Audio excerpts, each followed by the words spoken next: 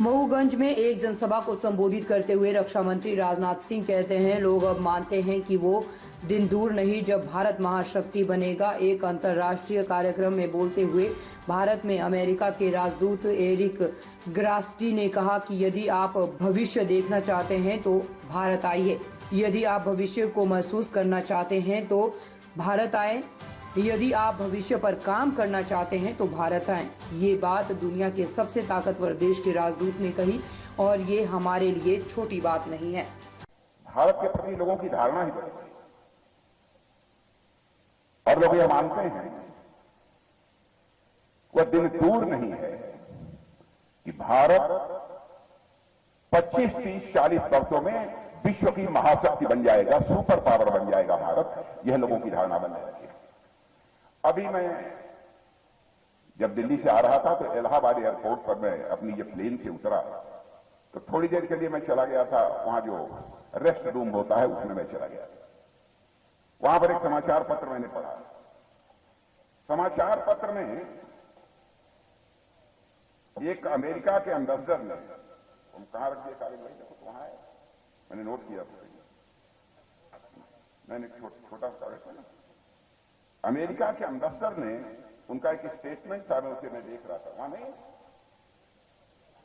अच्छा इसमें रखा हुआ है। अमेरिका के एम्बेसडर ने, मैं दुनिया का सबसे ताकतवर देश यदि कोई माना जाता है तो अमेरिका माना जाता है, तो अमेरिका के एम्बेसडर मिस्टर एरिक गार्सेटी, उन्होंने एक कार्यक्रम को संबोधित करते हुए कहीं पर यह कहा, कोई इंटरनेशनल फोरम था, अंतर्राष्ट्रीय मंच था, उसको संबोधित करते हुए उन्होंने कहा, अगर आप भविष्य देखना चाहते हैं, अगर आप भविष्य देखना चाहते हैं तो आप भारत हैं।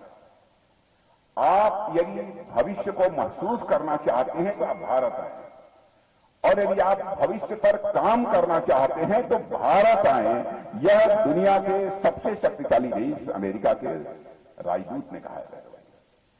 ये हम लोगों के लिए कोई छोटी बात नहीं है।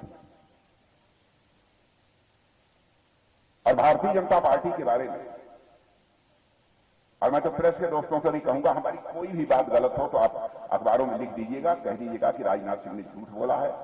शंका हो तो हमसे बात कर लीजिएगा, हम उसका समाधान देंगे।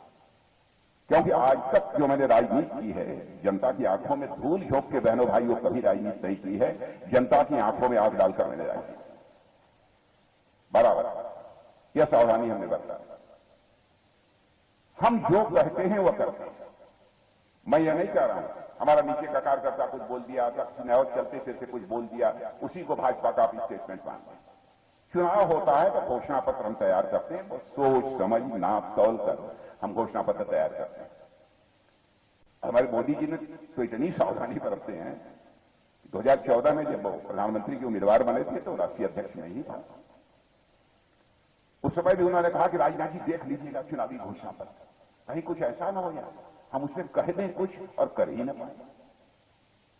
और 2019 में कहा कि घोषणा कमेटी के चेयरमैन कोई बनेगा, राजनाथ सिंह ही बनेगा, हम ही को बना दिया। 2024 में भी हम ही को बना दिया। नाप तौल कर चीजों को चाहते हैं कि घोषणा पत्र में शामिल किया जाए ताकि जो कहा जाए वो हो।